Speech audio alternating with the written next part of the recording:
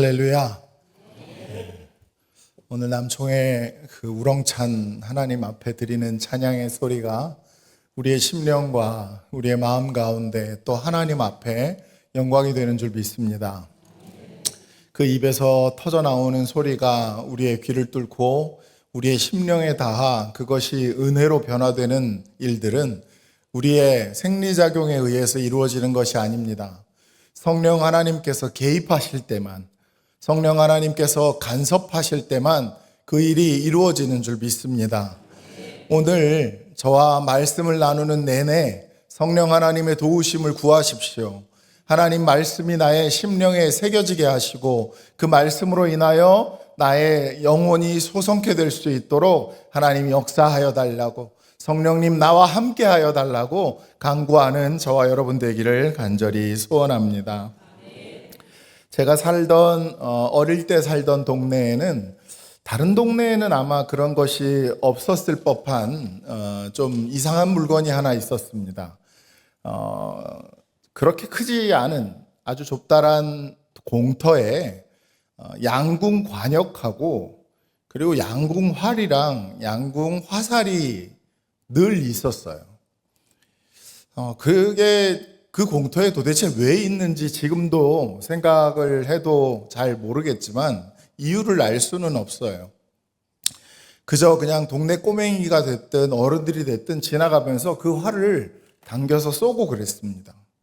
지금 생각하면 좀 위험한 일이었을 텐데 누가 거기다 그걸 갖다 놨는지 모르겠어요. 저도 지나가다가 그걸 이렇게 걸쳐서 쏴봤습니다. 생각보다 이 활시위를 당기는 게 어려워요. 굉장히 어렵고 힘이 많이 듭니다. 그 꼬맹이 때 그걸 겨우 당겨가지고 쐈는데 요 앞에 가서 떨어지더라고요. 관역에다가 날아가가지고 관역에 맞춘다고 하는 일들이 그게 생각보다 어렵구나 하는 경험이 있습니다. 여러분, 관역이 어떻게 생겼는지 아시죠? 제 가운데가 몇 점이던가요? 당당하게 대답하셔도 됩니다. 10점이죠, 10점. 그리고 10점으로부터 점점 벗어날수록 9점, 8점, 7점, 6점 이렇게 계속 점수가 내려가게 되어 있는 거죠. 그 관역이라고 하는 것, 어릴 때 기억을 떠올리며 생각하다가 이게 우리의 인생과 어떤 의미가 있을까 하는 생각이 문득 들었습니다. 우리는 각자 저마다 인생의 목표를 갖고 있어요.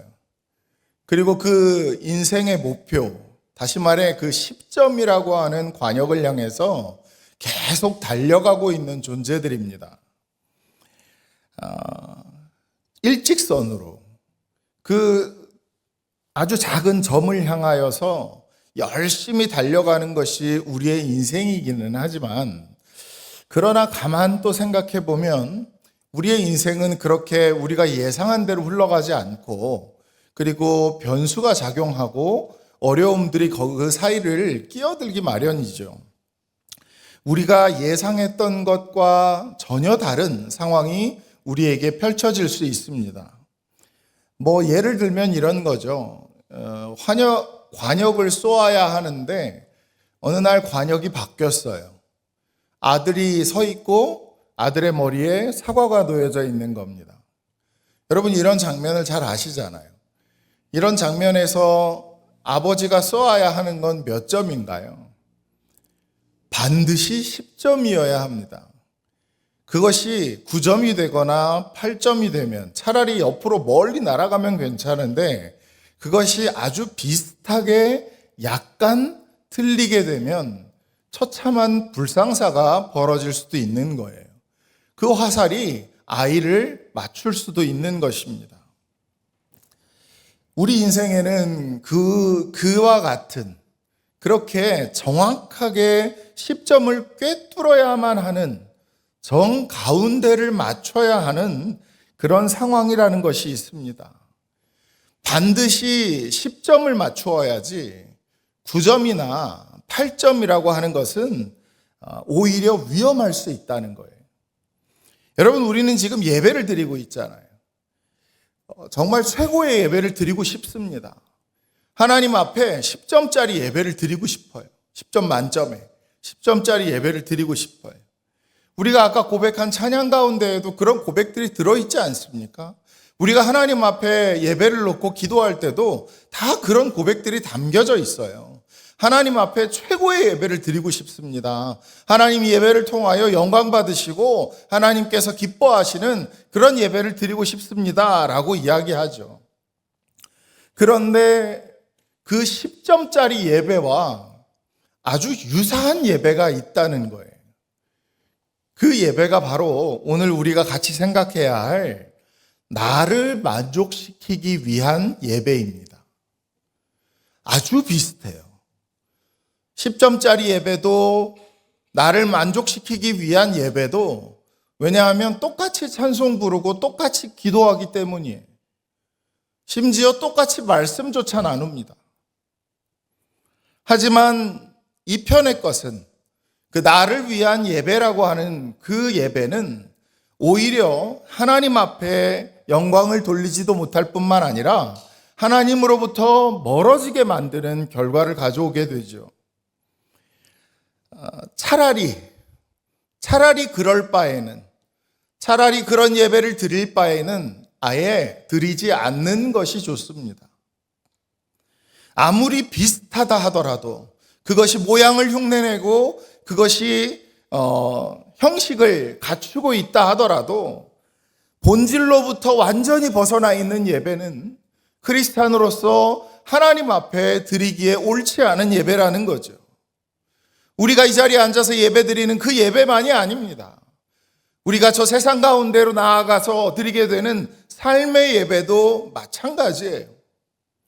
정말 하나님이 기뻐하시는, 하나님 영광 받으시는 그 예배, 그 삶의 예배, 그 속에서 나를 만족시키고 나의 말초신경을 짜릿하게 자극하고 나의 욕심만을 살아가면서 나는 삶의 예배를 드렸다. 그것은 예배를 욕되게 하는 일이죠. 그래서 자꾸만 말씀드리지만 비슷한 것이 오히려 위험할 수 있다는 거예요. 여러분, 우리가 예수를 믿는다 하는 것은 어떤가요? 예수를 믿는다. 여러분은 예수님을 믿으십니까? 제가 자꾸 뭐라 그러는 것 같아서 주눅이 드신 거 아니죠? 예수님을 믿으시잖아요. 그런데 이 예수 그리스도라고 하는 이 정답, 우리 인생에 반드시 10점의 그 관역 속에 있는 이 예수 그리스도라고 하는 이 정답은 비슷하게 맞출 수가 없는 겁니다. 그것에 대해서만큼은, 예수 그리스도라고 하는 그 명제에 대해서만큼은, 그 이름에 대해서만큼은 우리는 타협해서도 안 되고 우리 스스로에 대해 관용을 해서도 안 됩니다. 왜냐하면 이 문제라는 것은 우리의 인생과 우리의 영생과 그리고 우리의 생명과 직결된 문제이기 때문인 거예요. 오늘 본문을 통해서 사도 바울은 그가 발견한 예수 그리스도를 향한 그의 믿음이 어떠한 것인지를 우리에게 보여주고 있습니다. 우리 7절 말씀을 같이 한번 읽겠습니다. 시작.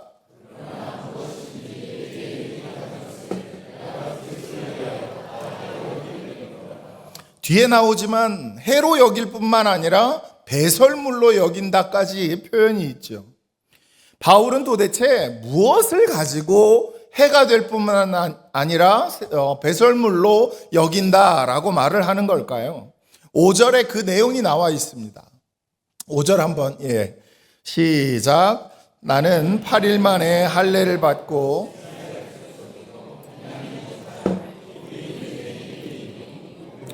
바리새인이요. 아멘.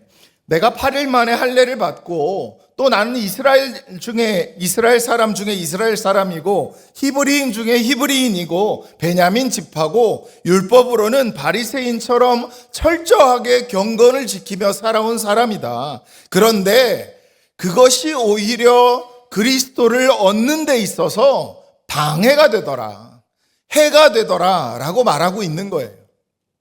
여러분, 율법이 잘못됐다는 것도 아닙니다. 할례를 받아서는 안 된다는 것도 절대로 아니에요.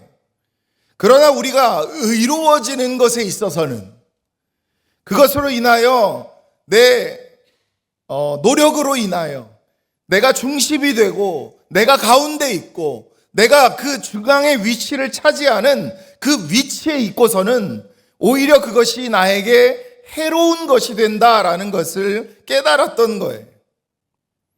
사도 바울에게 있어서 예수 그리스도라는 것은 그리스도를 알게 된 것, 그것이 가장 중요한 것이고 그것에 조금이라도 해가 된다면 나에게는 중요하지 않다. 그것으로부터 나는 자유할 수 있다라고 고백하고 있습니다. 묵상하다가 이것이 적절한 예가 될 수 있을까 하는 생각들을 좀 했습니다. 제가 미국에서 알던 어떤 청년 하나하고 오랜만에 이제 연락을 주고받았어요. 떠나올 당시에, 제가 올 당시에 여자친구가 있었거든요. 그래서 제가 그 여자친구의 소식이 궁금해서 어떻게 해? 지금도 잘 사귀고 있느냐라고 물었더니 갑자기 목소리가 훅 다운이 되면서 얼마 전에 헤어졌다는 거예요. 아니, 왜 헤어졌느냐고. 그렇게 좋아하고 그렇게 사이가 가까웠으면서 왜 헤어졌냐라고 이야기하니까 그 집 부모님들이 신앙생활을 하지 않아서, 믿음을 갖지 않아서라고 대답을 했어요. 제가 좀 개방적인 사람인지는 모르겠지만 전 의아했습니다.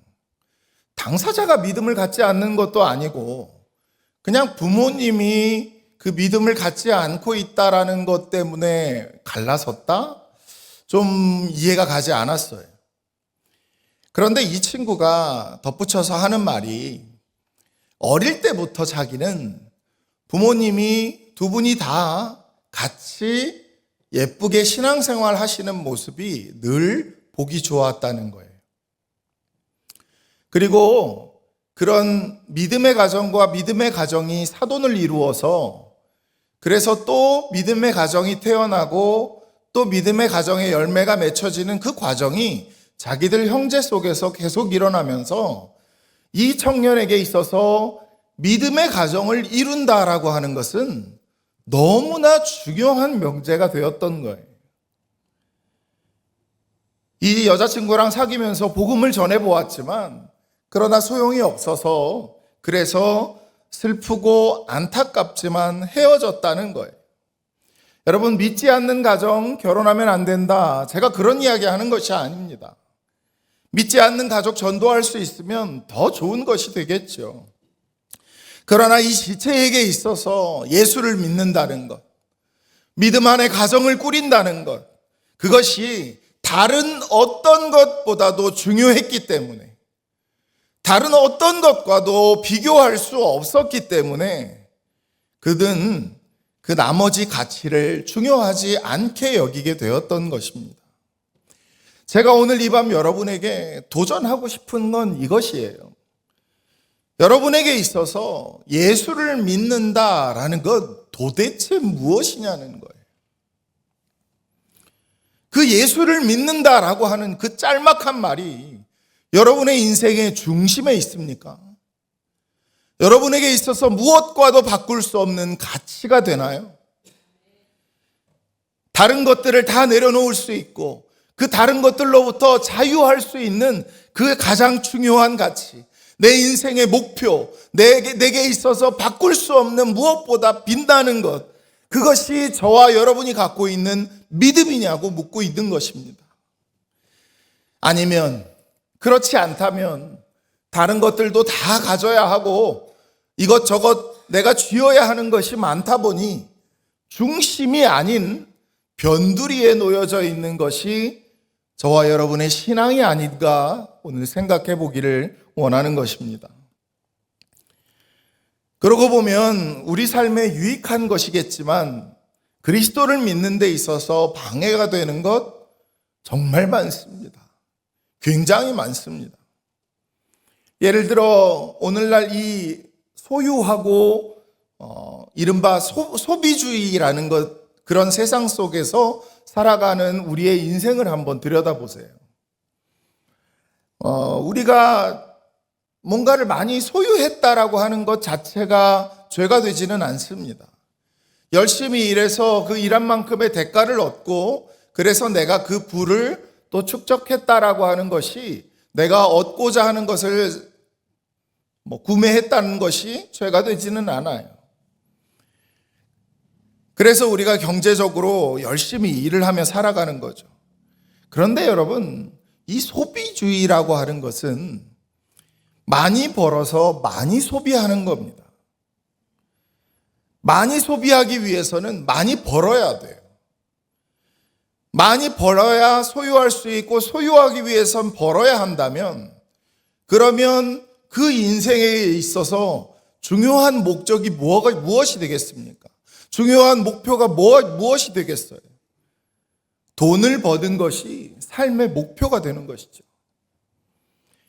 그러는 가운데 예수 그리스도라고 하는 그분이 원하시는 목표가 아니라 내가 얼마나 더 풍요해질 것인가, 내가 얼마나 하나라도 더 쥐면서 살아갈 것인가, 내가 얼마나 그것으로 인하여 힘을 얻게 될 것인가, 그것이 더 중요해지면 중요해질수록 우리는 하나님과 더 멀어지게 될 것입니다. 대부분의 사람들이 갖고 있는 세계관이라고 말할 수 있어요. 수많은 것들이 그래요. 하나님 앞에 예수 그리스도를 중심으로 모시는 데 있어서 자꾸 방해를 하는 것들이 정말 많습니다. 그런데 그 문제들을 다 나열해 놓고 하나하나 분석하다 보면 묘한 공통점이 있다는 거예요. 그 모든 일들 가운데에는 공통점이 있어요. 내가 잘 되고 내가 풍성해지는, 다시 말해 인간인 나 자신이 중심이 된다는 것입니다. 기준이 된다는 거예요. 나의 소유도 나의 명예도 나의 추구하는 자유도 이 지식도 다 내가 기준이에요. 여러분 한번 생각해 보십시오. 여러분은 정말 나 자신이라고 하는 이 존재는 이 모든 것을 판단할 수 있는 존재입니까? 우리가 믿고 있는 이 복음이라는 것, 그 복음이 가르치고 있는 것은 너무나 분명해요. 명확하게 나와 있어요. 그것이 뭐냐면 나는 중심이 아니다예요. 내가 중심이 될 수 없다고 말합니다. 내가 중심이 아니고 인생의 중심이 내가 될 수 없다고 말하는 것이 하나님의 말씀이고 하나님의 뜻이에요. 우리는 내 삶이 중요하다고 생각하고 내 삶의 이야기가 중요하다, 내가 그려가는 한편의 이 스토리가 너무나 중요한 이야기다라고 생각하며 살아가지만 내 삶의 이야기는 더 크고 더 넓고 더 위대한 어떤 이야기의 아주 작은 한 조각일 뿐입니다. 아주 작은 이야기일 뿐이에요. 그렇다면 그 작은 조각에 담겨있는 내가 주인공이어야 하겠습니까? 아니면 이 큰 스토리를 이루어가는 그 스토리의 주인공이 되어야 하겠습니까? 여러분 속지 마십시오. 이 시대와 이 세상을 살고 있다고 해서 이 시대가 우리에게 던져주고 이 세상이 우리에게 말해주고 우리에게 알려주는 이 모든 상식과 지식이 절대로 진리에 서 있는 것이라고 믿지 마세요. 도대체 이 유튜브나 방송 매체가 우리를 속이고 있는 것이 얼마나 많이 있습니까? 우리는 어느 틈엔가 정신을 분명히 차리고 있었는데도 어느 틈엔가 그것이 절대적 진리 위에 놓여져 있는 사실이라고 믿기 시작했어요. 결국 내가 예수 그리스도를 얻는 데 있어서 무엇이 해가 되고 무엇이 자유해야 하는 것을 정말 끊임없이 경계하고 끊임없이 살피고 그것을 우리가 유지하며 살아가지 않는 한 우리는 이 시대 정신 속에 사로잡힐 수밖에 없다는 것입니다. 고대 철학자들 중에 궤변론자라고 불리었던 소피스트들이 있지요. 그들이 이런 주장을 했어요. 한번 띄워주실래요? 인간은 무엇이 선이고 무엇이 악인지 스스로 결정할 권리를 갖는다라는 말을 했습니다. 그런가요? 여러분, 과연 그렇습니까? 인간이 선과 악을 결정할 수 있나요? 여러분, 인류의 최초의 범죄가 무엇이었는지 다시 떠올려 보십시오. 선악과를 따먹은 것이에요. 하나님이 아닌 내가, 불완전한 존재인 내가, 죄인인 내가 선과 악을 구분해 보겠다, 판단해 보겠다라고 했던 것입니다. 인간은 그럴 수 있는 존재가 아니에요. 서양 철학을 보면 그 서양 철학이 태동에서 계속해서 이루어져 오는 동안 내내 하나님 중심으로 이루어져 왔습니다. 그런데 근대에 오면서 이렇게 생각하는, 그러니까 주체, 나 자신이 모든 인식의 사고와 중심이 되어가기 시작했어요. 여러분, 철학자 니체라는 사람 아시죠? 그 사람은 또 이런 이야기를 했습니다. 옳고 그른 것은 개인이 그것을 어떻게 해석하느냐이다 라고 말했어요. 이걸 읽어보면 읽어볼수록 그럴듯하지 않으십니까? 그렇죠. 우리가 인생에 나타나는 현안들을 해석한다는 건 굉장히 중요한 일이에요. 그러나 실상 그것의 내면을 들여다보면, 그 이야기의 속을 들여다보면 실상 니체의 진짜 관심은 옳고 그른지 그것이 무엇인지가 그의 관심사가 아닙니다. 실상 그의 관심은 우리가 생각하고 우리가 판단하는 그 자체, 개인의 권리라고 하는 것을 우리의 삶의 중심에 놓기를 원했던 거예요. 그에게 있어서 객관적인 진리, 전우주적인 진리, 그런 것들은 중요하지 않았던 것입니다. 그러니 함정에 빠지는 거죠. 반면에 파스칼이라고 하는 철학자는 니체와 전혀 다른 이야기를 합니다. 그가 썼던 팡세라고 하는 책에 보면 다른 이야기가 나오는데 이건 같이 읽어보면 참 좋을 것 같아요. 시작.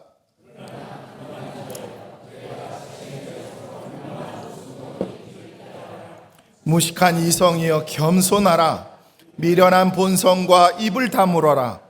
인간이 인간을 무한히 초월한다는 것을 깨닫고 그대가 모르는 참된 가치가 무엇인지를 그대 스승에게, 하나님께 귀를 기울이라. 아멘. 속이 다 시원하지 않으십니까? 우리가 얼마나 무지한 존재이고 얼마나 값어치 없으며 얼마나 오염된 존재인지 그것을 알아라.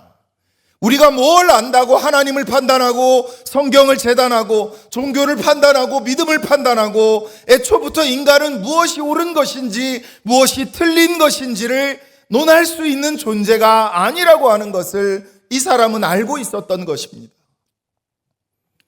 그것이 우리가 알아야 할, 우리 모두가 공유해야 할 인간에 대한 아주 중요한 사실이에요. 8절 말씀을 같이 읽도록 하겠습니다. 시작. 또한 모든 것을 해로 여김은 가장 고상하기 때문이라.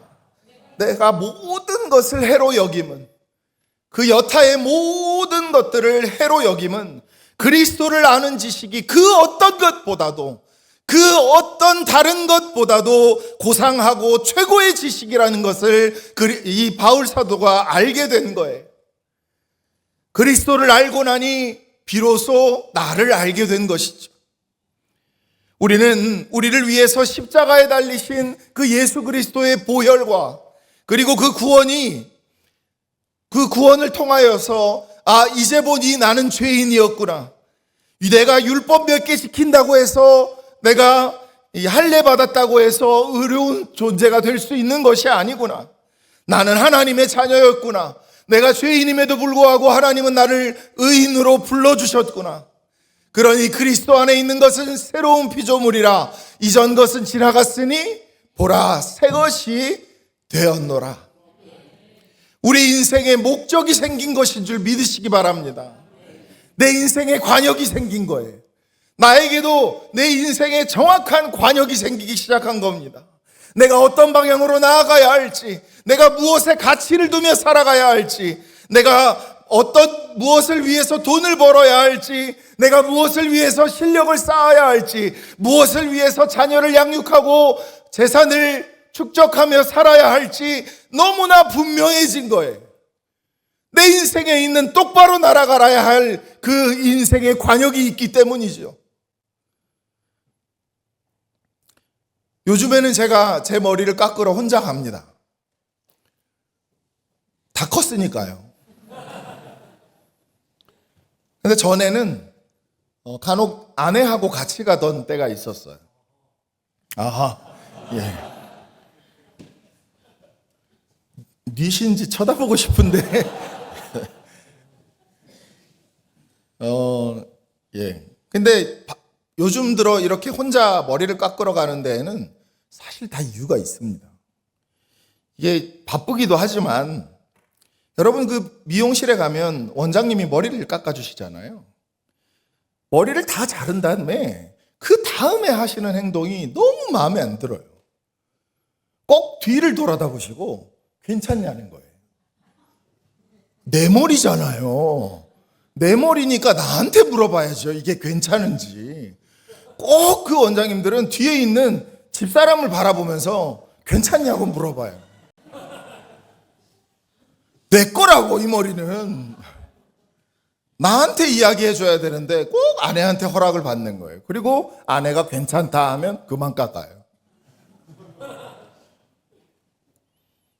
그분은 아시는 거죠. 우리 집에 누가 힘을 갖고 있는 건지.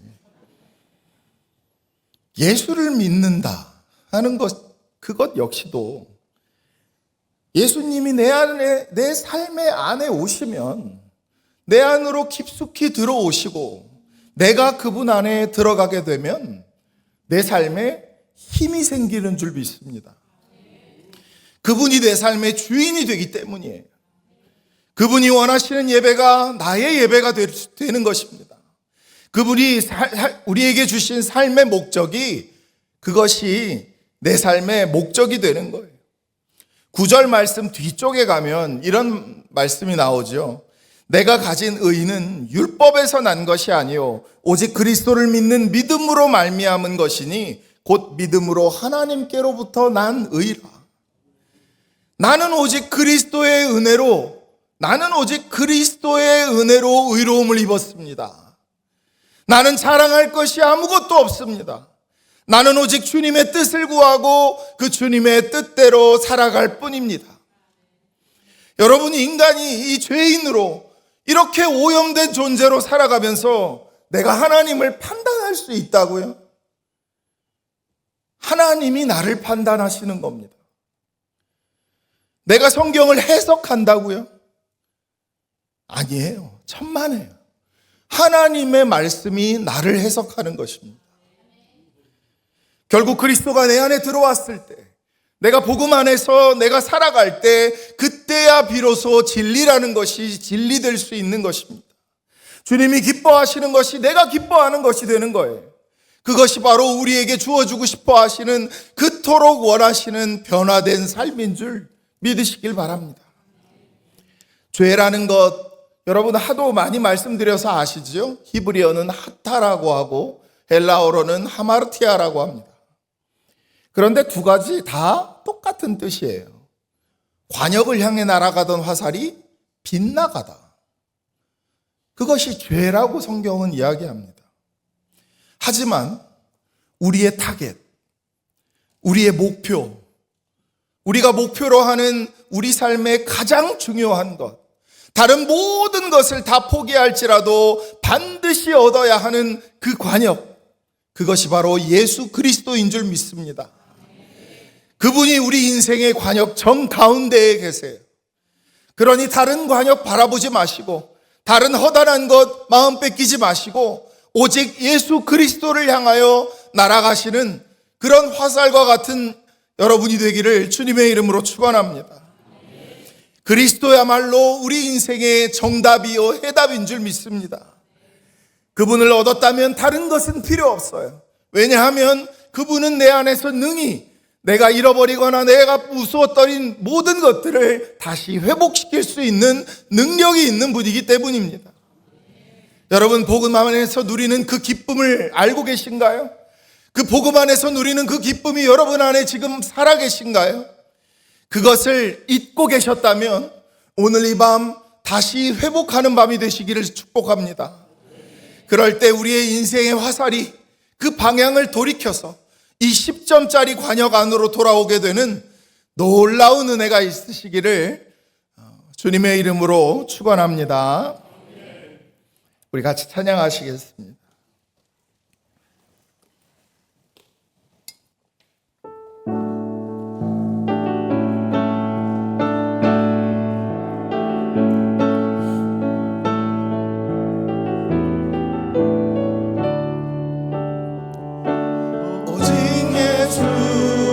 다른 이름은 없네. 주 이름만 우리에게 주셨네. 오직 예수 다른 이름 없네. 오 영광과 존귀 권세와 찬양 받으실 분 오직 주 오직 예수 다른 이름은 없네. 주 이름만 우리에게 주셨네.